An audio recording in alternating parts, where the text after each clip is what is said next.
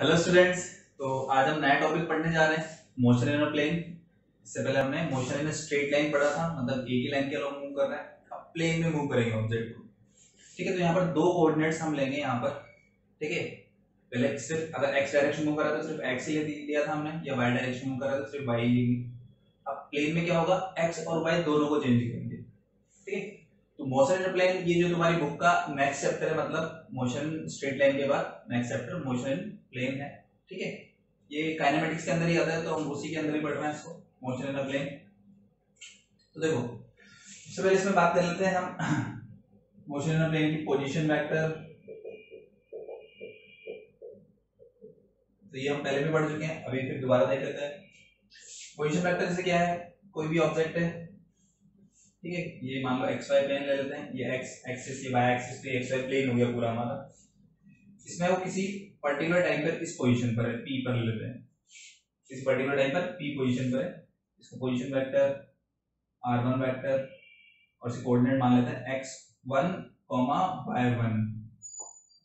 ये ओरिजिन है, ये पॉइंट P इसकी किसी टाइम पर पोजीशन मूव कर रहा है, तो किसी टाइम पर पोजीशन P है इसकी, r1 वेक्टर। ठीक है, तो r1 वेक्टर को हम लिख सकते हैं, क्या लिख सकते हैं, वेक्टर फॉर्म में लिखना आता है तुम्हें, x कोऑर्डिनेट के साथ आएगा i कैप और y कोऑर्डिनेट के साथ क्या आता है, j कैप। तो x1 i cap plus y1 j cap.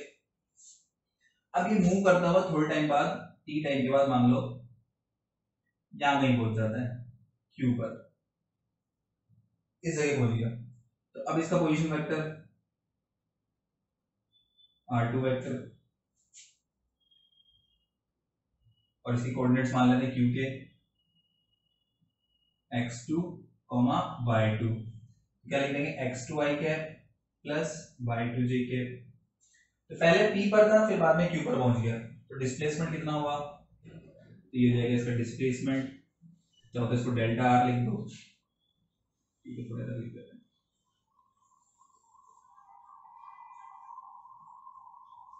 ये डेल्टा r वेक्टर हो जाएगा, ये डायरेक्शन इसका डिस्प्लेसमेंट जो भी हुआ। ठीक है, पोजीशन कितनी चेंज हो गई, चेंज इन पोजीशन या फिर displacement.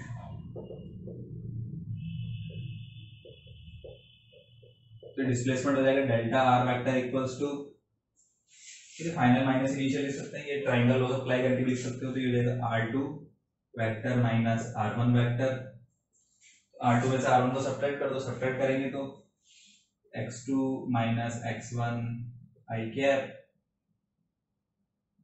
Plus y2 minus y1 j cap. ये हो जाएगा इसका डिस्प्लेसमेंट। x2 माइनस x1 को हम चाहते हैं यहाँ पे डेल्टा x लिख सकते हैं, मतलब x कोऑर्डिनेट कितना चेंज हुआ, और y2 माइनस y1 में डेल्टा y लिख सकते हैं, y कोऑर्डिनेट कितना चेंज हुआ। तो इसका डिस्प्लेसमेंट चाहे तो ऐसा लिख सकते हो। ठीक है, मैग्नीट्यूड निकालना है तो i के इसके साथ जो आ रहा है उसका स्क्वायर, j के साथ जो आ रहा है उसका स्क्वायर, फिर उसका अंडर रूट। ऐसे हम क्या निकाल लेंगे, इसका सिंपल डिस्प्लेसमेंट। ठीक है, y डायरेक्शन में कितना चेंज हुआ, x डायरेक्शन में कितना चेंज हुआ, तो वो बता सकते हैं। तो ये सिंपल ऐसा हम डिस्प्लेसमेंट फाइंड कर सकते हैं, बहुत इजी मेथड है, ये पहले भी कर चुके हैं हम। तो इस तरह से पोजीशन वेक्टर एंड डिस्प्लेसमेंट।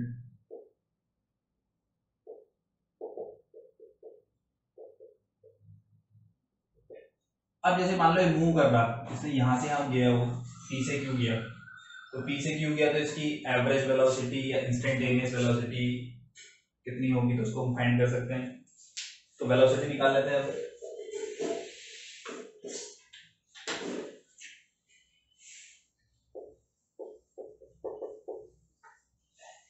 तो वेलोसिटी क्या होगा, एवरेज वेलोसिटी की बात करें, एवरेज वेलोसिटी होती है हमारी डिस्प्लेसमेंट अपॉन टाइम टेकन, तो डिस्प्लेसमेंट डेल्टा r। मान लो यहाँ से यहाँ तक जाने में डेल्टा टाइम t लगा, delta r by delta t, ऐसा लिख देंगे। ठीक है, डेल्टा r की वैल्यू कितनी है, delta x i cap plus delta y j cap upon delta t। Delta x के अपॉन में अलग से मैं t लिख दूंगा, ठीक है, तो डेल्टा y के भी अलग से मैं t लिख दूंगा।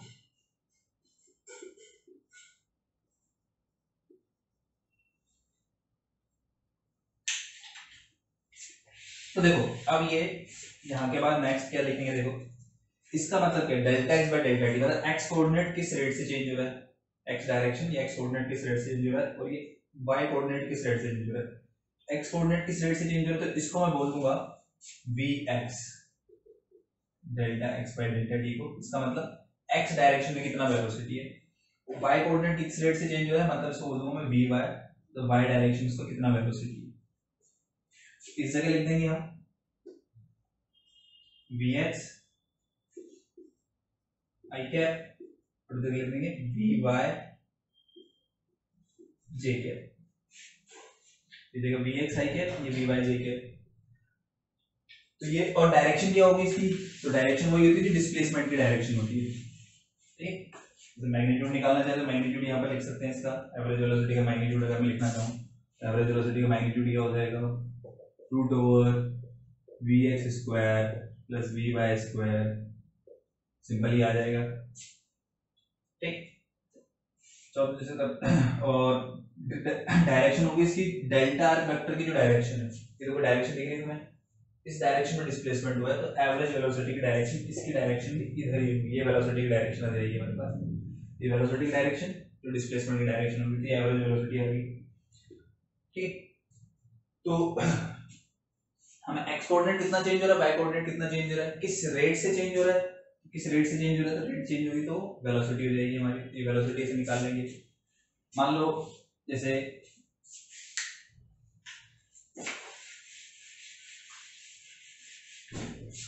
ये एक्स वाई प्लेन ले लेते हैं, तो ऑब्जेक्ट जो ऐसे मूव कर रहा है इस तरह से, इस पाथ पर मूव कर रहा है। हमने किसी पॉइंट यहाँ पर एक पॉइंट लिया पहले पी, स्पेस का डिस्प्लेसमेंट देखा, ये r1 वेक्टर, ठीक है, और पॉइंट क्यू लिया यहाँ पर, स्पेस का डिस्प्लेसमेंट देखा r2 वेक्टर। तो जो डिस्प्लेसमेंट जो आएगा, मतलब पोजीशन होगी ये, तो डिस्प्लेसमेंट जो होगा, ये डिस्प्लेसमेंट हो जाएगा इसका ये वाला, ये डिस्प्लेसमेंट वेक्टर होगा, ये डिस्प्लेसमेंट होगा, और यही क्या हो जाएगी इसकी वेलोसिटी की डायरेक्शन, मतलब एवरेज वेलोसिटी इस डायरेक्शन में होगी, एवरेज वेलोसिटी इस डायरेक्शन में होगी, और यहाँ से यहाँ तक जो टाइम लग रहा है वो डेल्टा टी है। अब मान लो मैं टाइम इंटरवल को थोड़ा कम कर देता हूँ, मान लो आधा ही कर देता हूँ, पहले सपोज यहाँ से यहाँ तक पहुंचने में इसको 10 सेकंड लग रहे थे, 5 सेकंड में बीच में कहीं पर होगा, तो बीच में कहीं पर होगा, तो R2 को अब मैं यहाँ शिफ्ट कर दूंगा इधर थोड़ा सा इस जगह पर, तो ये R2 वेक्टर यहाँ पहुंच जाएगा, R2 वेक्टर यहाँ पहुंच गया, तो अब जो एवरेज वेलोसिटी की डायरेक्शन है वो ये हो जाएगी। तो जैसे जैसे मैं टाइम इंटरवल कम करता जाऊंगा, ठीक है, तो वेक्टर की डायरेक्शन जो है ये ऐसे आती जाएगी, और बिल्कुल टाइम इंटरवल बिल्कुल बहुत छोटा सा कर दिया मैंने, मतलब R1 यहाँ पर है और R2 जस्ट इसके बगल में, दोनों को आजू बाजू ले लिया, तो टाइम इंटरवल बहुत छोटा कर दिया, तो एवरेज वेलोसिटी ऑलमोस्ट ऐसे आ जाएगी इस तरह। तो जब टाइम इंटरवल बहुत कम कर देता हूँ, तो एवरेज की जगह फिर उसको बोल देते हैं इंस्टेंटेनियस वेलोसिटी। इंस्टेंटेनियस वेलोसिटी जो हो जाएगी उसकी, उसको मैं बता सकता हूँ सिंपल टेंजेंट लाइन बना के, जैसे कोई पार्टिकल कोई किसी पाथ में मूव कर रहा है, इस तरह से पाथ में मूव कर रहा है, इस पॉइंट पे मुझे इसकी इंस्टेंटेनियस वेलोसिटी की डायरेक्शन बतानी है, ऐसे जा रहा है, तो डायरेक्शन क्या होगी, यहाँ पर हम टेंजेंट बना देंगे, तो ये जो डायरेक्शन होगी ये इसकी इंस्टेंटेनियस वेलोसिटी की डायरेक्शन हो जाएगी। इस पॉइंट पे वेलोसिटी की डायरेक्शन क्या होगी, यहाँ पे टेंजेंट बना देंगे, ये वेलोसिटी की डायरेक्शन हो जाएगी। यहाँ पर इस पॉइंट पे वेलोसिटी की डायरेक्शन क्या होगी, यहाँ पे टेंजेंट बना देंगे ऐसे, ये वेलोसिटी की डायरेक्शन हो जाएगी। ऐसे हम इंस्टेंटेनियस वेलोसिटी की डायरेक्शन बना सकते हैं। इसमें टाइम इंटरवल क्या हो जाएगा, बहुत कम कर देंगे, तो वो इंस्टेंटेनियस वेलोसिटी हो जाएगी। तो इंस्टेंटेनियस वेलोसिटी, इंस्टेंटेनियस वेलोसिटी मतलब डेल्टा टी है, इसी में v इक्वल्स टू लिमिट क्या कर देंगे, डेल्टा टी टेंड्स टू 0, और जो टाइम इंटरवल बहुत कम है, तो जो एवरेज वेलोसिटी होगा, ठीक है, मतलब जो हमने ये लिखा था average velocity delta by delta T, ठीक है, ये हो जाएगा हमारा v इक्वल्स टू, इसको लिख देंगे dr बाय dt, ठीक है, या फिर इसको हम ऐसे लिख सकते हैं dr को dx i cap dy j cap upon dt, dt इसके अलग आ जाएगा और dt इसके अलग आ जाएगा। कल डेल्टा आर को क्या लिखा था, डेल्टा एक्स डेल्टा वाई, अब डी आर को क्या लिख देंगे, डी आर को डी एक्स और डी वाई, वही वैसे लिखा है। फिर D x by D T, ये वापस वही क्या हो जाएगा हमारा एक्स डायरेक्शन में वेलोसिटी और ये वाई डायरेक्शन में वेलोसिटी, तो वापस अपन वही जाएगा। इंस्टेंटेनियस फॉर्म लिख देंगे वही वी एक्स आई के प्लस वी वाई जे के,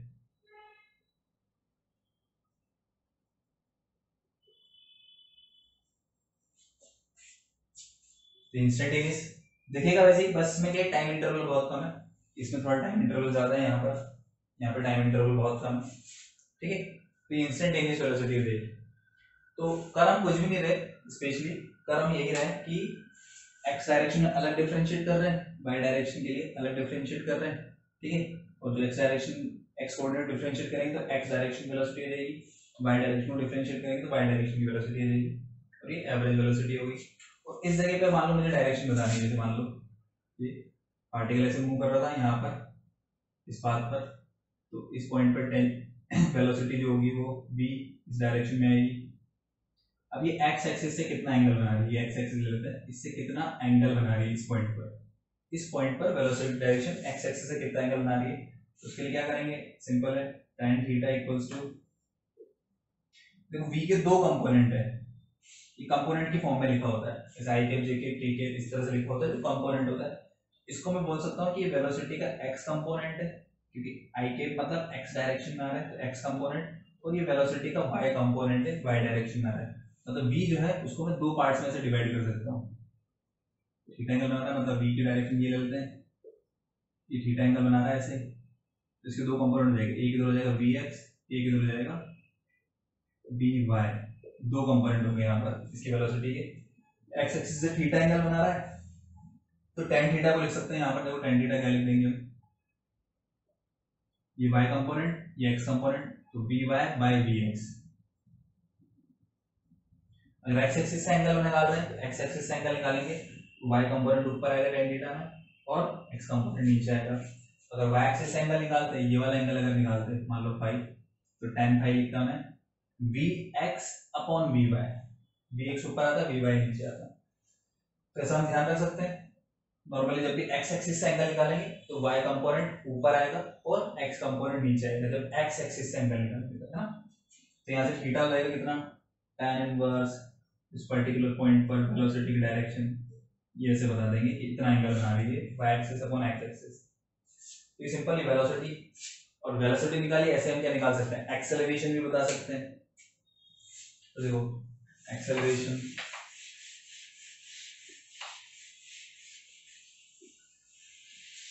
एक्सेलरेशन क्या होता है, rate of change of velocity, इसको हम एक्सेलरेशन बोलते हैं।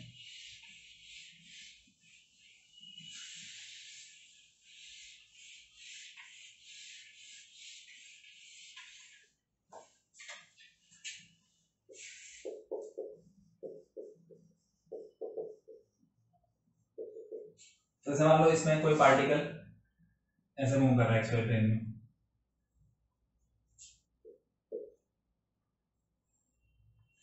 इस तरह से, ठीक है।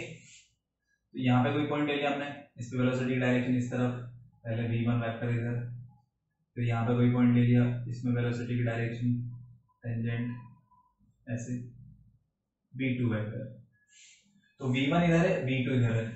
एक्सेलरेशन हमारा होता है change in velocity upon time, तो चेंज इन वेलोसिटी देखो किधर आएगी, v1 इधर बन रहा है, v2 ऐसे बन रहा है, ठीक है।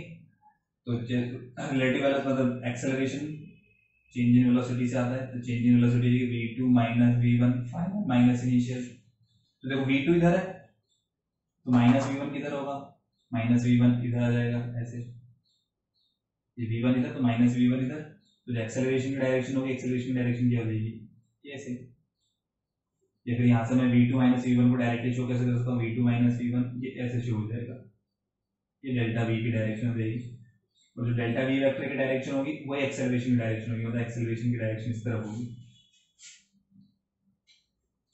देखो ये इस पाथ पे मूव कर रहा है, इस पॉइंट पे इंस्टेंटेनियस वेलोसिटी टेंजेंट बना के बता देंगे, इस पॉइंट पे इंस्टेंटेनियस वेलोसिटी टेंजेंट बना के बता देंगे। एक्सेलरेशन से change in velocity upon time, तो चेंज इन वेलोसिटी निकालेंगे, change in velocity final minus initial, final v2 initial v1, तो v2 की डायरेक्शन ये, तो इधर मैंने बना दिया v2, v1 की डायरेक्शन ये, v1 इधर बना दिया, तो v2 माइनस v1 को मैं ऐसे शो कर सकता हूँ, v1 से v2 वेक्टर।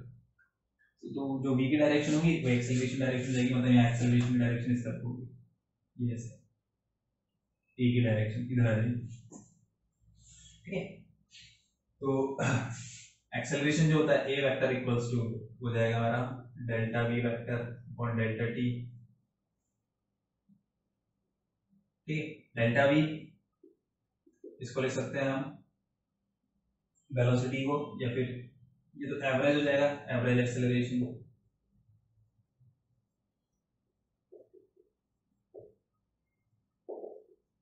और मुझे इंस्टेंटेनियस चाहिए, ठीक है। तो इंस्टेंटेनियस एक्सेलरेशन के लिए क्या हो जाएगा, टाइम इंटरवल बहुत कम कर देंगे हम, limit delta T tends to 0 delta V by delta T, तो इसको लिख देंगे हम D V by D T,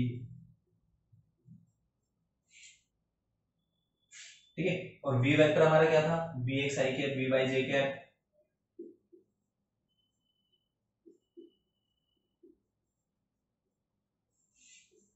तो ये एक्सेलरेशन को हम ऐसे अलग अलग लिख सकते हैं इसमें भी, तो एक्स कंपोनेंट को अलग लिख देंगे और वाई वाले कंपोनेंट को अलग लिख देंगे। ये जगह X I cap DV by D X, मतलब वेलोसिटी बाय एक्स डायरेक्शन कैसे चेंज हो रही है, मतलब X direction acceleration, Y direction कैसे चेंज हो रही है, तो वाई डायरेक्शन की एक्सेलरेशन। ये सिंपल एक्सेलरेशन ऐसे हम इंस्टेंटेनियस बता सकते हैं।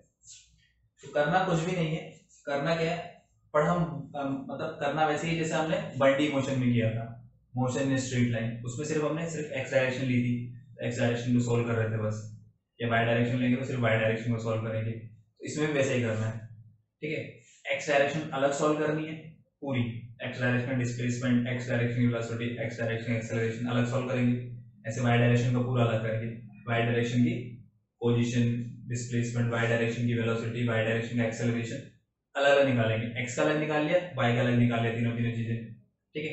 अब जो एक्स का डिस्प्लेसमेंट आया उसके साथ आई कैप, और जो वाई का डिस्प्लेसमेंट आया उसके साथ जे कैप मिलाकर लिख देंगे। ऐसे y की जो वेलोसिटी आई और x की जो वेलोसिटी आई, x की वेलोसिटी के साथ i कैप लगा देंगे और y की वेलोसिटी के साथ j कैप लगा देंगे, प्लस करके लिख देंगे, टोटल वेलोसिटी होगी।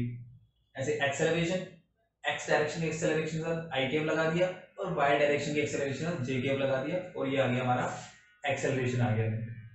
ऐसे हम एक्सेलरेशन निकाल लेंगे, वेलोसिटी निकाल लेंगे, डिस्प्लेसमेंट निकाल लेंगे, सारी वैल्यूज फाइंड कर लेंगे। कोई स्पेशल नई चीज नहीं करनी है, कुछ अलग चीज नहीं है यहाँ पर, करना वही जो हम करते हुए आ रहे हैं, बस डिफरेंस क्या है, एक्स वाले के साथ आई कैप और वाई वाले के साथ जे कैप लगा के ऐड करके लिख देंगे, तो मोशन इन अ प्लेन मिल जाएगी, मतलब इसकी और इसके साथ जोड़ दिया दोनों को, प्लेन वाली मोशन बन गई, ठीक है। इतना सा चेंज करना और कुछ नहीं करना। तो ये ऐसा एक्सेलरेशन सिंपल सा क्वेश्चन अगर मैं बनाऊं तो क्वेश्चन कैसे बना सकता हूँ,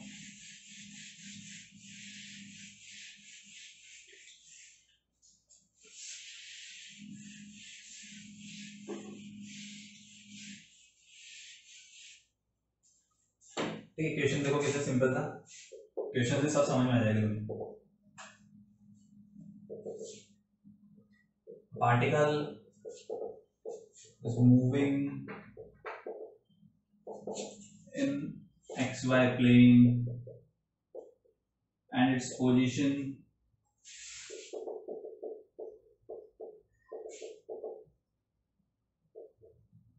at time t is given by, ठीक है, r vector equals to, ऐसे लिख देंगे 3t square i cap 2t j cap, ऐसे दिया हुआ है, ठीक है। ये इसका हमारा पोजीशन दिया हुआ है। Then find velocity and acceleration of particle, velocity find करनी है, एक्सेलरेशन फाइंड करना है, तो पोजीशन है मेरे पास 3t square i cap 2t j cap, ठीक है। वेलोसिटी निकालनी है, तो velocity v equals to dr by dt, इसको हम t के रेस्पेक्ट में डिफरेंशिएट कर देंगे, डिफरेंशिएशन आता है तुम्हें, 3 कांस्टेंट t स्क्वायर का 2t, तो ये 60 बन जाएगा, 60 i कैप, ठीक है, प्लस 2 कांस्टेंट t का 1, तो ये 2 j कैप, तो ये आ गया मेरे पास velocity 60 i cap plus 2 j cap, अब तुम चाहो तो मैंने तो एक साथ कर दिया, तुम चाहो तो इसको अलग अलग कर सकते हो। पहले इसको अलग से डिफरेंशिएट कर दो 3t स्क्वायर को, ठीक है, ये x की वैल्यू है, ये x का वैल्यू है, x equals to 3t square, ये y की वैल्यू है, y equals to 2t। r cap, ये r वेक्टर लिखा हुआ है, तो r वेक्टर में i के साथ जो है वो x है और जो j के साथ जो है वो y है। अगर मैं इसको डिफरेंशिएट करूंगा तो x डायरेक्शन की वेलोसिटी मिल जाएगी dx by dt।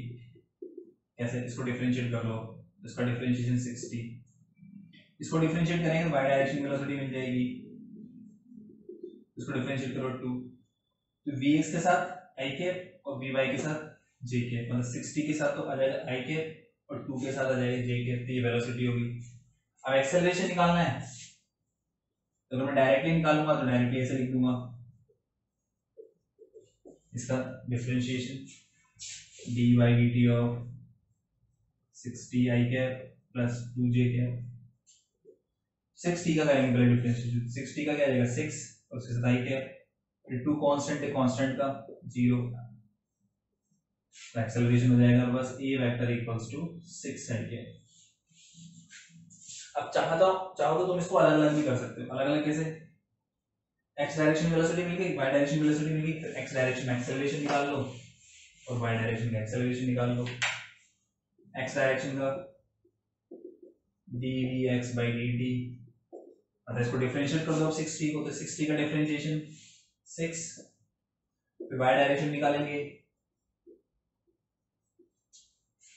तो ये y डायरेक्शन में क्या है, b का वैल्यू 2 का डिफरेंशिएशन,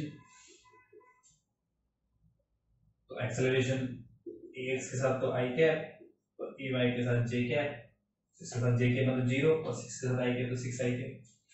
तो जो एक्सेलरेशन है वो सिर्फ x डायरेक्शन में, क्योंकि j कैप वाली टर्म नहीं है, तो एक्सेलरेशन सिर्फ x डायरेक्शन में कितना है 6, ठीक है, और जो वेलोसिटी आई थी वो हमारी थी 6t i cap plus 2j cap. ऐसे अलग अलग चाहो तो अलग अलग करके निकाल लो, x डायरेक्शन अलग निकाल लो पूरा, y डायरेक्शन पूरा अलग निकाल लो, फिर एक साथ लिख दो, इसके साथ i कैप इसके साथ j कैप, इधर इसके साथ i कैप इसके साथ j कैप, सॉल्व कर लो आंसर आ जाएगा, एकदम सिंपल। तो ये हम इस टाइप की क्वेश्चन कर सकते हैं इजीली, ठीक है। अब इसके एग्जांपल पे आते हैं, मोशन इन अ प्लेन, ठीक है, इसका एग्जांपल पढ़ेंगे प्रोजेक्टाइल मोशन।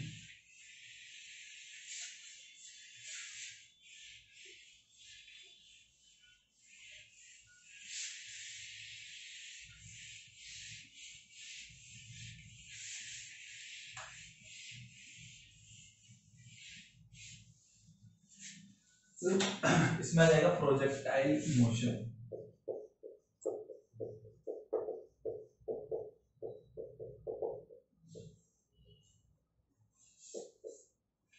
प्रोजेक्टाइल या प्रोजेक्टाइल मोशन क्या होता है, तो किसी भी ऑब्जेक्ट को हमने ऐसे थ्रो किया, ठीक है, ऊपर थ्रो कर रहे हैं, सीधा ऐसे थ्रो कर रहे हैं, किसी एंगल पे थ्रो कर रहे हैं, कैसे थ्रो कर रहे हैं, ठीक है, तो उसकी जो मोशन होती है मतलब वो हवा में रहता है, एयर में मूव करता है, ठीक है, under constant acceleration. Constant acceleration मतलब यहाँ पर हो जाएगा ग्रेविटी, तो ग्रेविटी लगती है तो कॉन्टिन्यूसली डाउनवर्ड डायरेक्शन में, तो अंडर कांस्टेंट एक्सेलरेशन मूव करेगा, ठीक है, और उसकी ड्यू टू इनर्शिया की वजह से वो हमने ऐसे फेंका, उस पर फोर्स अप्लाई किया स्टार्टिंग में, फोर्स अप्लाई करके उसको मोशन दी स्टार्टिंग में, तो उस मोशन की वजह से इनर्शिया की वजह से वो मूव करेगा और उसको फोर्स लग रहा होगा डाउनवर्ड डायरेक्शन में, तो उसकी जो मोशन होगी उसको हम प्रोजेक्टाइल मोशन बोलते हैं। और जिसको थ्रो कर रहे हैं, जिस भी ऑब्जेक्ट को थ्रो कर रहे हैं उसको प्रोजेक्टाइल बोलेंगे। जैसे फॉर एग्जांपल तुम्हारे हाथ में क्रिकेट बॉल है, कुछ भी बॉल है, पत्थर वगैरह कुछ भी, जैसे कुछ भी पकड़ लिया, ठीक है, तो तुम पत्थर को प्रोजेक्टाइल बोल सकते हो, उस बॉल को प्रोजेक्टाइल बोल सकते हो, उसको फेंको ऐसे, तो फेंकेंगे तो वो इस तरह से ऐसे मूव करेगा, ठीक है, पत्थर तो प्रोजेक्टाइल हो गया, और उसका जो पाथ बनेगा, उसकी जो मोशन होगी, इस मोशन को बोलेंगे हम प्रोजेक्टाइल मोशन। जैसे तुम फुटबॉल वगैरह खेलते हो तो फुटबॉल को किक करते होंगे, बॉल की वजह से किक करता है, तुम भी किक करते होंगे, तो बॉल ऐसे जाती होगी फिर ऐसे गिरती होगी, तो उसकी जो मोशन है जहाँ से उसने टेक ऑफ किया मतलब जमीन से ऊपर उठी और जब तक वो जमीन पे गिरी, जहाँ से यहाँ तक की जो मोशन होगी उसको हम बोल सकते हैं इसकी प्रोजेक्टाइल मोशन।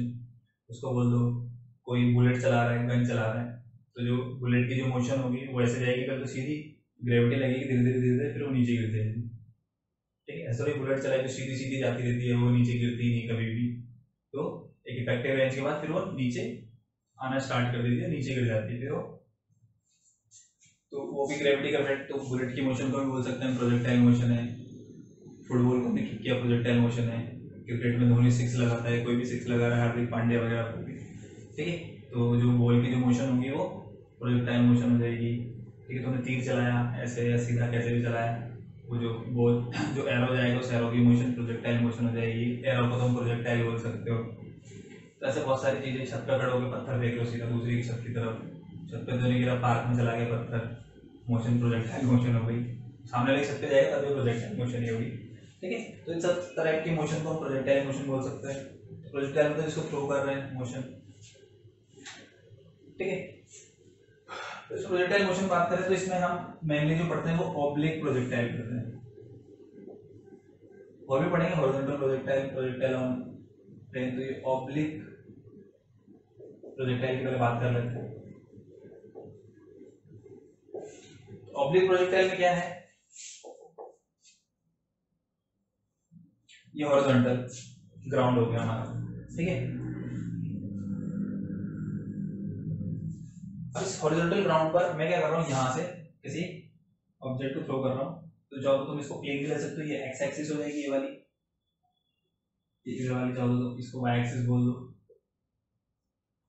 ठीक है। X axis Y axis. अब किसी पत्थर को मैं थ्रो कर रहा हूँ, ऐसे बॉल को थ्रो कर रहा हूँ इसी एंगल पर, तो बॉल ऐसे जाएगी इस तरह से, ऐसे करके फिर ऐसे करके ऐसे गिरेगी। तो ये इसकी इस टाइप से कुछ मोशन हो जाएगी, ठीक है। तो ये इसकी मोशन हो गई। यहाँ पर मैंने इसको u वेलोसिटी दी इनिशियल, जब वो मेरे हाथ से ऐसे मैं फेंकूंगा तो मेरे हाथ से कुछ वेलोसिटी दूंगा, इसमें जितना स्पीड से आपको मूव करूंगा उतना ज्यादा उसको वेलोसिटी मिलेगा। धीरे से मूव कर रहा हूँ धीरे वेलोसिटी मिलेगा, जोर से मूव कर रहा हूँ हाथ को ज्यादा वेलोसिटी मिलेगा। तो ऐसे मैंने इसको इनिशियल वेलोसिटी दी थी इस डायरेक्शन में, यहाँ पर मतलब टेंजेंट बना दी इस जगह पर, और ये इससे थीटा एंगल पर है। इनिशियल वेलोसिटी u दे दी मैंने इसको। अब देखो यहाँ पर क्या क्या होता है, ये प्लेन में वेलोसिटी मतलब x और y, तो इसके मैं कंपोनेंट बना सकता हूँ। x डायरेक्शन में अलग कंपोनेंट ले सकते हैं, उसको ux ले लेंगे, ठीक है। इसे x डायरेक्शन कंपोनेंट। तो थीटा के साथ वाला कंपोनेंट तुम्हें पता है क्या होता है, u cos थीटा, थीटा में लिखते हैं उसको x डायरेक्शन वाले कंपोनेंट को, और एक y डायरेक्शन कंपोनेंट आ जाएगा, उसको लिख देंगे u sin थीटा। दो कंपोनेंट हो गए, एक x कंपोनेंट और एक y कंपोनेंट इनिशियल वेलोसिटी का, क्योंकि हम x डायरेक्शन में अलग चीज पढ़ेंगे और y डायरेक्शन में अलग पढ़ेंगे, x में अलग y में अलग, फिर दोनों को कंबाइन कर देंगे, ठीक है।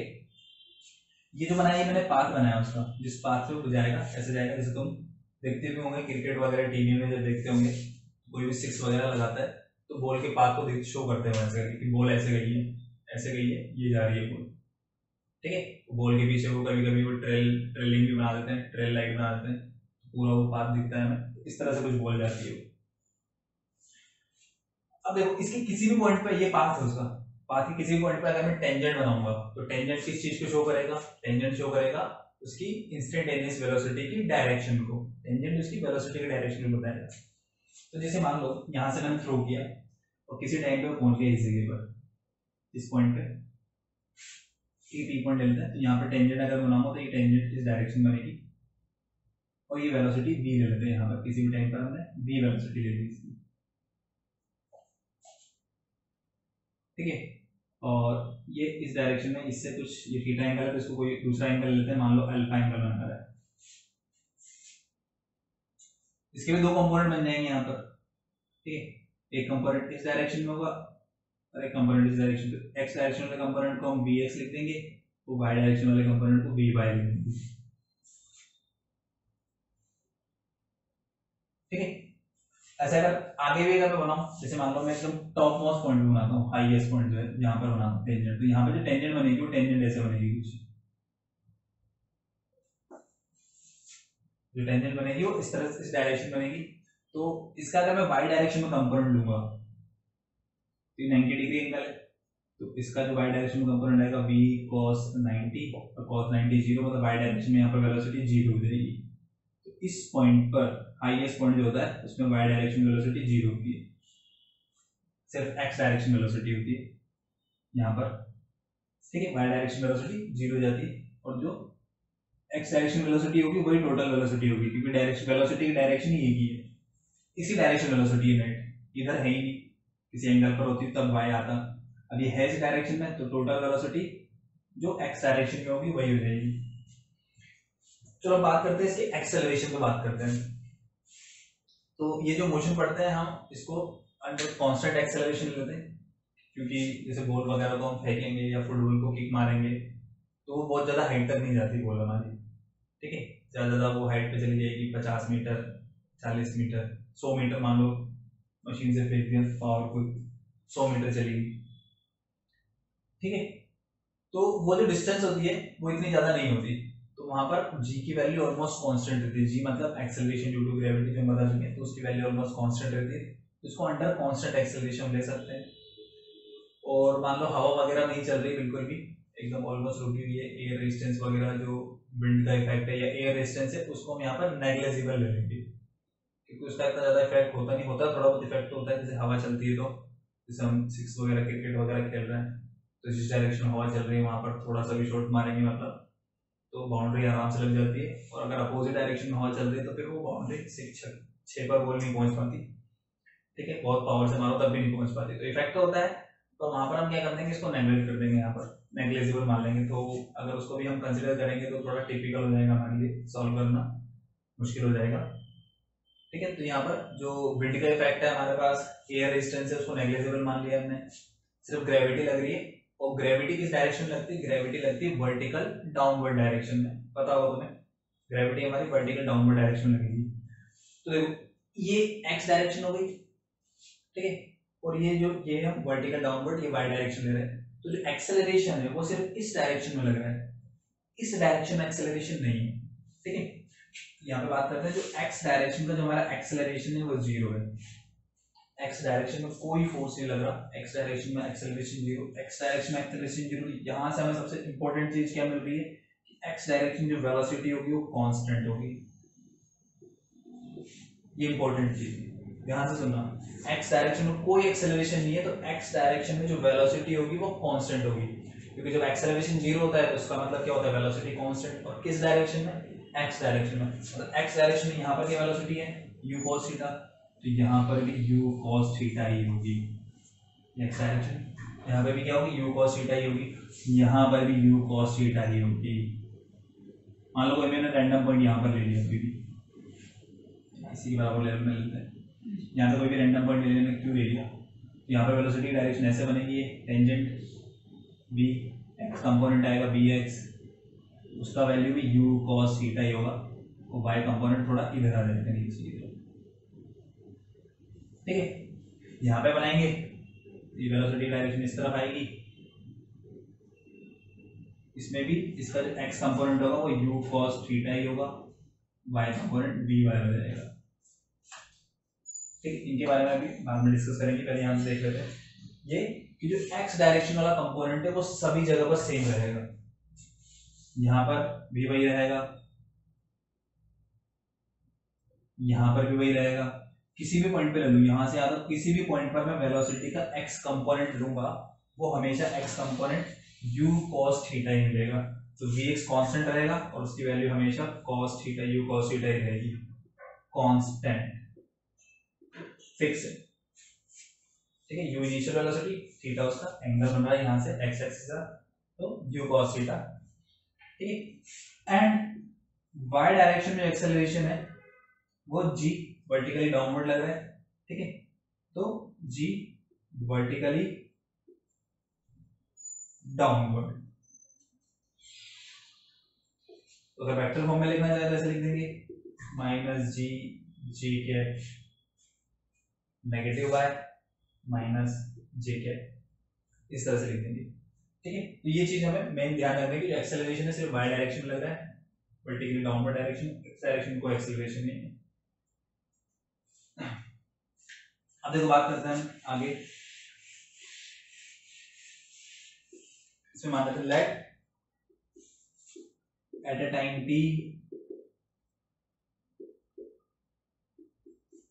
projectile at a point p, p के कोऑर्डिनेट्स मान लेते हैं x, y, अगर इसके कोऑर्डिनेट्स x, y मान लिया मैंने, तो ये यहाँ से टी टाइम में यहाँ पर पहुंच गया, यहाँ पे टाइम 0 था, टी टाइम में यहाँ पे पहुंच गया टी पॉइंट पर। ठीक है, तो हम मोशन को अलग अलग पढ़ सकते हैं। तो इन x direction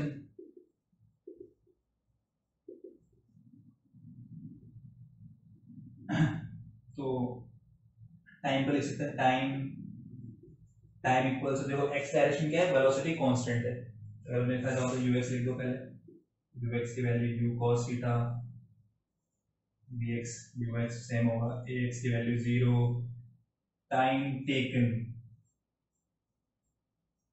t equals to, तो जब एक्सेलरेशन 0 होता है, स्पीड कांस्टेंट, वेलोसिटी कांस्टेंट होती है, तो टाइम इक्वल्स टू डायरेक्टली मैं लिख सकता हूं डिस्टेंस या डिस्प्लेसमेंट अपॉन स्पीड या डिस्प्लेसमेंट अपॉन वेलोसिटी। तो डिस्प्लेसमेंट कौन सा वाला लेंगे, सिर्फ एक्स डायरेक्शन वाला।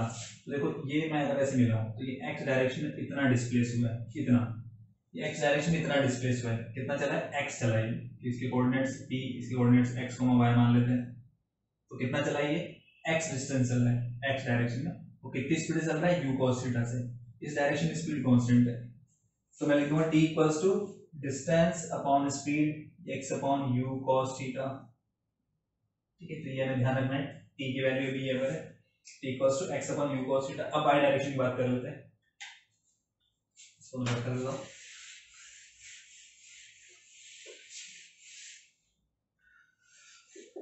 इन y डायरेक्शन ए वाई जो है वो नेगेटिव है, माइनस जी, जे के डाउनवर्ड डायरेक्शन लग रहा है हमारे पास। ठीक है, इनिशियल वेलोसिटी वाई डायरेक्शन में कितनी है, यू साइन थीटा है हमारे पास, इनिशियल वेलोसिटी ये, तो डिस्प्लेसमेंट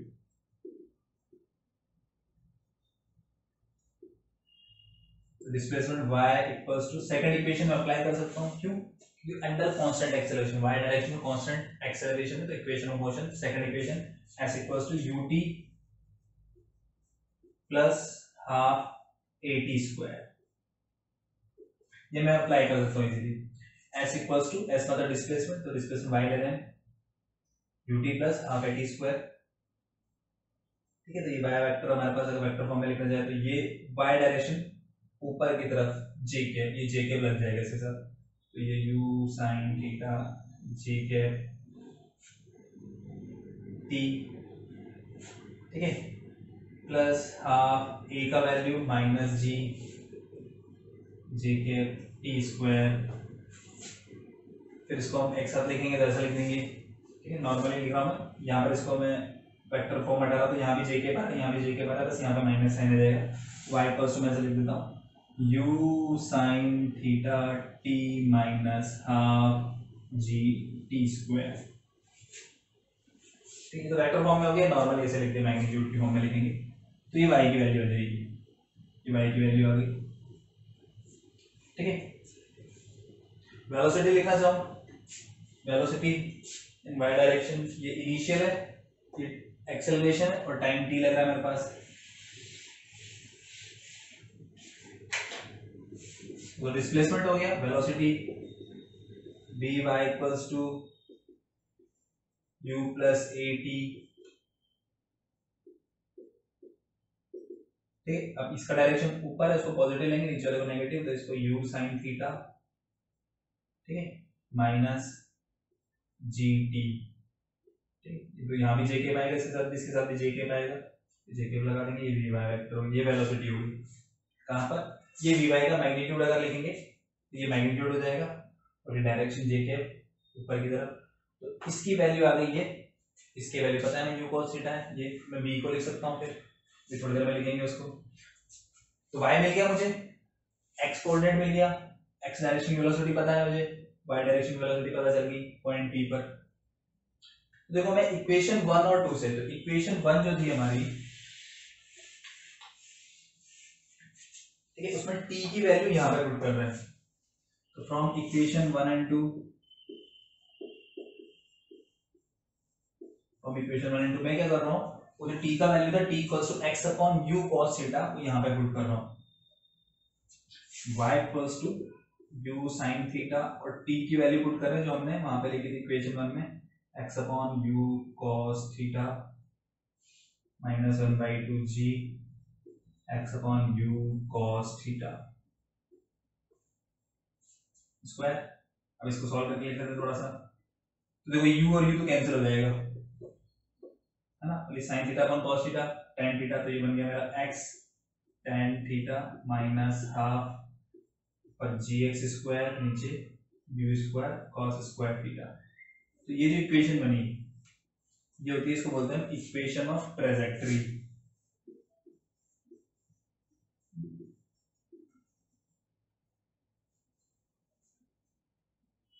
ऑफ प्रोजेक्टाइल, ठीक है। और देखो ये y और x में इक्वेशन है, ये y यहाँ x वेरिएबल, ये x वेरिएबल है, बाकी सब कांस्टेंट है, थीटा कांस्टेंट है, u का वैल्यू कांस्टेंट है, g कांस्टेंट है, वेरिएबल x। तो y और x में इक्वेशन है, और x की मैक्सिमम पावर देखो कितनी आ रही है, x की मैक्सिमम पावर आ रही है 2। तो जिस भी y और x में इक्वेशन है और x की मैक्सिमम पावर 2 है जहां पर भी, तो जहां मैक्सिमम पावर 2 होती है तो इक्वेशन हम पैराबोला में, तो ये पैराबोला की इक्वेशन हो जाएगी। तो ये इक्वेशन है पैराबोला की, तो बोल सकते हैं यहाँ पर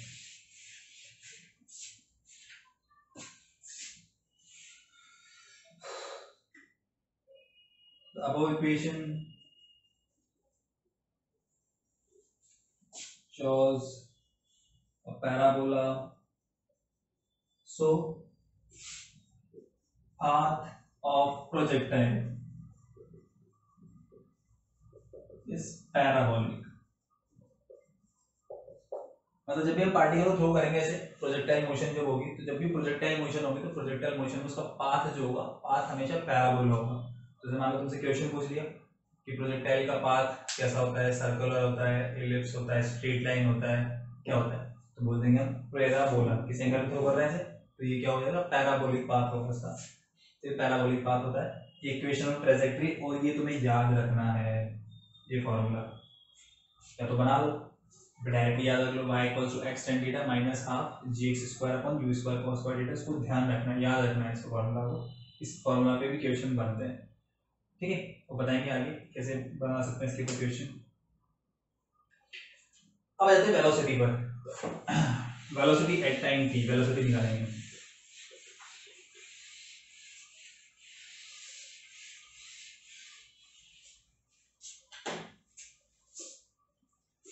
velocity at time t, t time पे वेलोसिटी क्या होगी, x डायरेक्शन वेलोसिटी तो फिक्स है, ux के इक्वल हो, चेंज नहीं होती, u cos थीटा। और y डायरेक्शन के लिए थोड़ी देर पहले लिखी थी, क्या लिखी थी, u sin theta minus gt। तो ये x डायरेक्शन वेलोसिटी है, ये रही, ये y डायरेक्शन वेलोसिटी है। तो नेट वेलोसिटी क्या लिख देंगे, x कंपोनेंट के साथ i कैप, y कंपोनेंट के साथ j कैप, और ये फाइनल वेलोसिटी हमें दिखेगी इस तरह से, v vector equals to u cos theta i cap plus u sin theta minus gt j cap.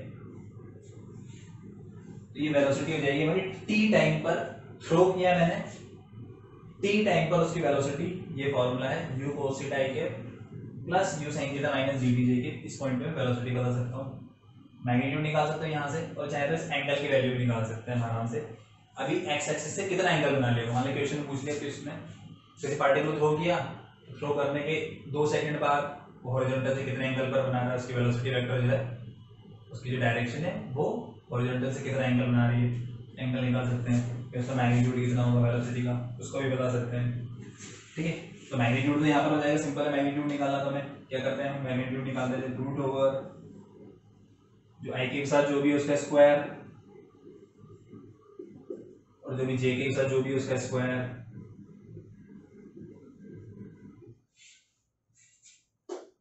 ये हो गया, ठीक है। और अगर मुझे एंगल निकालना है तो tan अल्फा x डायरेक्शन का एंगल निकालना है तो y कंपोनेंट ऊपर आएगा, x कंपोनेंट नीचे। y कंपोनेंट क्या है हमारा, वो u sin theta minus gt, x component u cos theta, ठीक है। तो अल्फा की वैल्यू मिल जाएगी मुझे, alpha equals to tan inverse u sin theta minus gt upon u cos theta. कितना एंगल बना होगा t टाइम पर, x एक्सिस पर कितना एंगल बनाएगा, ये इतना एंगल बनाएगा, तो ये एंगल निकाल लेंगे, ठीक है। तो वेलोसिटी होगी t टाइम पर वेलोसिटी उसका प्रोजेक्टाइल की ट्रेजेक्टरी आ गई। अब देखो और क्या क्या इंपॉर्टेंट चीज मैं बता रहा हूँ यहाँ पर इसी डायग्राम से, ये तुम सब नोट कर लेना। देखो हम अब रिलेट कर रहे हैं इसको वन डायमेंशन मोशन के साथ, वन डायमेंशन मोशन को रिलेट करने जा रहे हैं। वन डायमेंशन मोशन में मोशन अंडर ग्रेविटी हमने पढ़ा था, क्या पढ़ा था, किसी पार्टिकल को ऊपर हमने थ्रो किया, ऊपर जाएगा, ऊपर जाकर वापस नीचे आएगा, ठीक है, उसी जगह पर रहता है। ये जो होती है उसकी मैक्सिमम हाइट होती है, जो वेलोसिटी से फेंका वो u, ठीक है, यहाँ से यहाँ तक जाने का टाइम t, वापस आने का भी t, तो टोटल टाइम जो होता है वो टाइम ऑफ फ्लाइट हमने बोला था कैपिटल T। यहाँ पर वेलोसिटी 0 हो जाती है हमारी, ठीक है। उसके अलावा क्या बताया था, जितना स्पीड से यहाँ थ्रो करते हैं उतना ही यहाँ पे स्पीड होता है, बस डायरेक्शन में अपोजिट हो जाती है, जितना स्पीड ऊपर उतना स्पीड नीचे। इसे थोड़ा यहाँ पे चले तो जितनी हाइट पर हो ग्राउंड से तो वेलोसिटी जितनी यहाँ पर होगी उतनी इस डायरेक्शन में भी होगी, इधर ही है तो इधर भी, इधर भी है तो इधर भी होगी। जितना टाइम यहाँ से यहाँ जाने में लगेगा उतना टाइम यहाँ से यहाँ जाने में लगेगा, जितना टाइम यहाँ से यहाँ जाने में लगता है उतना टाइम यहाँ से यहाँ आने में लगता है। तो ये हम डिस्कस कर चुके थे। अब इसको भी वैसे ही देखो, इस डायग्राम को भी वैसे ही देखो, ये क्या कर रही है, बॉल ऊपर जा रही है और ऊपर जाके नीचे आ रही है, ऊपर जा रही है, ऊपर आके नीचे जा रही है, ऊपर जाके नीचे आ रही है। कितना स्पीड में फेंका हमने, u स्पीड से यहाँ पर, और यहाँ पर देखो बाय डायरेक्शन स्पीड कितनी है, u sin थीटा, मतलब ये वाला u यहाँ पर इसके साथ में इसको कंपेयर कर सकता हूँ, इसको कंपेयर कर सकता हूँ,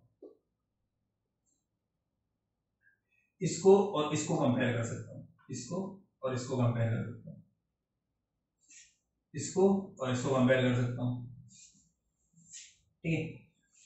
अब देखो ये यहाँ से जब वापस नीचे आएगा तो इस पॉइंट की ग्राउंड से हाइट सेम है, तो जितनी वेलोसिटी ऊपर की तरफ होगी ऊपर जाते टाइम उतनी यहाँ पे वेलोसिटी नीचे आते टाइम होगी, जितनी वेलोसिटी ऊपर होगी इसी टाइम पर, मतलब उतनी सेम लेवल पर उतनी वेलोसिटी यहाँ पर भी होगी। जितना टाइम यहाँ से यहाँ जाने में लग रहा है उतना टाइम यहाँ से आने में लगेगा, यहाँ से यहाँ जाने का टाइम और यहाँ से आने का टाइम सेम। जितना टाइम यहाँ से यहाँ जाने में लग रहा है उतना टाइम यहाँ से यहाँ आने में लगेगा, यहाँ से यहाँ जाने का टाइम और यहाँ से वापस यहाँ आने का टाइम सेम होगा। जितनी वेलोसिटी इस पॉइंट पर होगी ये वाली वैल्यू उतनी ये वाली स्पीड सेम होगी, जितनी स्पीड यहाँ पर है उतनी स्पीड यहाँ पर भी होगी। तो ये जो वी वाई है, इस वी वाई का वैल्यू यू वाई के इक्वल होगा, that means you sine theta के इक्वल। अगर वैक्यूम की बात कर रहे हैं तो जितना वेलोसिटी से ऊपर थ्रो करते हैं ग्राउंड पे पहुंचती है तो बाई डायरेक्शन में उतनी वेलोसिटी होगी, यहाँ ऊपर की तरफ यू साइन थीटा है, यहाँ पर भी इस डायरेक्शन में यू साइन थीटा ही होगी, ठीक है। यहाँ पर मान लो ये अल्फा एंगल बना है तो ये बोल सकता हूँ कि यहाँ पर भी अल्फा एंगल होगा, यहाँ पे थीटा एंगल है तो ये एक्स के साथ यहाँ पर भी थीटा एंगल होगा। तो ये इसमें सेम चीज देती है। और एक नाम है, ये हमने मैक्सिमम हाइट बोली यहाँ से यहाँ तक, तो यहाँ से ग्राउंड से लेके ये वाला जो होता है ये इसकी मैक्सिमम हाइट होती है h। यहाँ से यहाँ तक पूरा टाइम जो लगेगा उसको हम टाइम ऑफ फ्लाइट यहाँ पर भी बोलेंगे। इसमें बस ये एक्स्ट्रा चीज आती है क्योंकि हम x डायरेक्शन भी यहाँ पे कंसिडर कर रहे हैं, तो x डायरेक्शन जो डिस्टेंस चलता है ये इसको बोलते हैं हम रेंज बोलते हैं, r से नोट करेंगे, इसको हम इसे नोट करेंगे r से। ये x कंपोनेंट जो आएगा यहाँ से यहाँ तक x कोऑर्डिनेट वो r के इक्वल होगा, रेंज ऑफ प्रोजेक्टाइल। अब इन सब की वैल्यू निकालेंगे, देखो कैसे, बहुत सिंपल है। सबसे पहले निकालेंगे टाइम ऑफ फ्लाइट।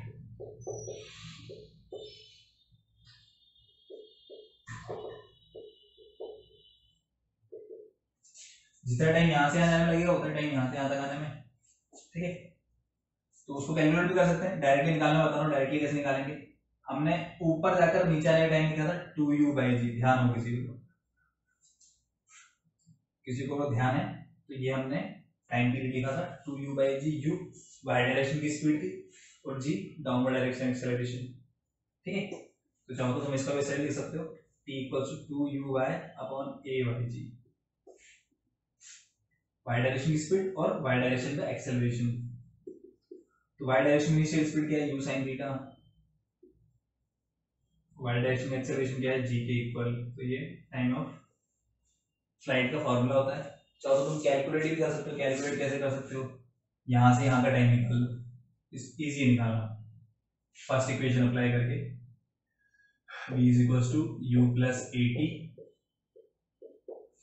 b का वैल्यू यहाँ पर 0, u का value u sine theta, acceleration downward direction में तो माइनस जी टी, तो t की वैल्यू हो जाएगी मेरे पास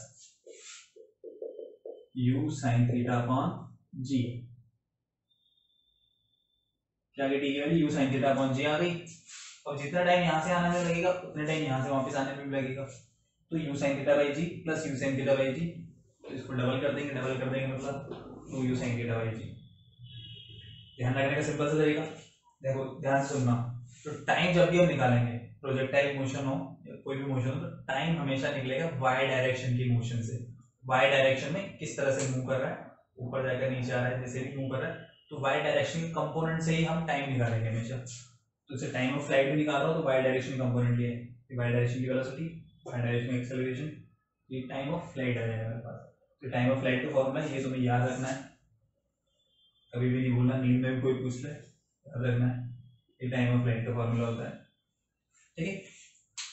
और फिर हम बात करते हैं टाइम ऑफ फ्लाइट के बाद मैक्सिमम हाइट का फॉर्मूला लिखते हैं।